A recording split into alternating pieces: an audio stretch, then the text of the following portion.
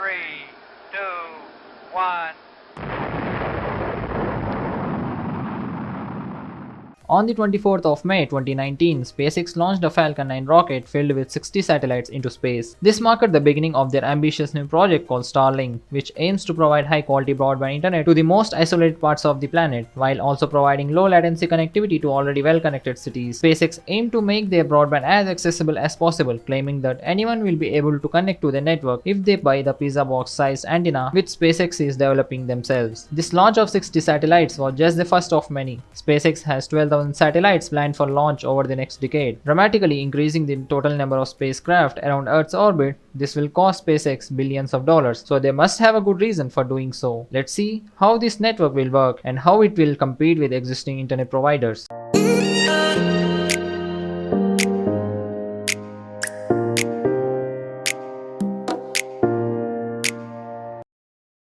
Starlink is now delivering initial beta service both domestically and internationally, and will continue expansion to near global coverage of the populated world in 2021. During beta, users can expect to see data speeds vary from 50 Mbps to 150 Mbps and latency from 20 milliseconds to 40 milliseconds in most locations over the next several months as we enhance the Starlink system. There will also be brief periods of no connectivity at all, as they launch more satellites, install more ground stations, and improve our networking software. Data speed, latency, and uptime will improve dramatically.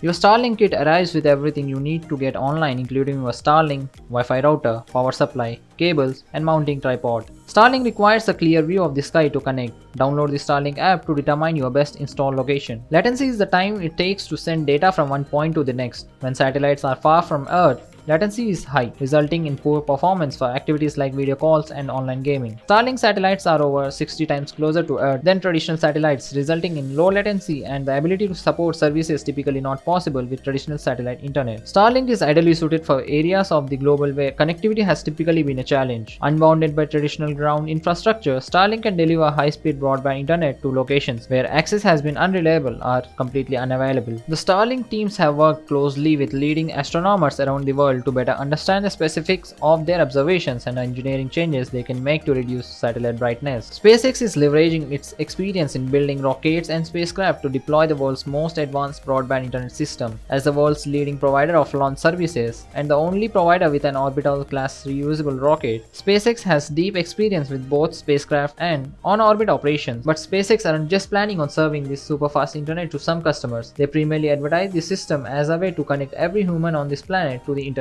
and they should have plenty of bandwidth left over to serve these people. Users will connect to this internet using a Starlink terminal, which will cost around $200 each. This will still be far outside the purchasing power of many third world citizens, but it's a start and vastly cheaper than similar currently available receivers like the Kimeta version at a price of $30,000. Elon Musk says that these will be flat enough to fit onto the roof of a car and other vehicles like ships and airplanes. This will allow Starlink to compete with traditional internet providers. The money generated from Starlink will mean SpaceX will have vastly more funding than NASA, which could go on to fund research and development of new rockets and the technology needed to monetize lunar and Martian colonies. For now, the project is simply connecting the world even more and potentially opening avenues for education for third world countries that do not have adequate connections to the internet. A new era in spaceflight, a new era in space exploration.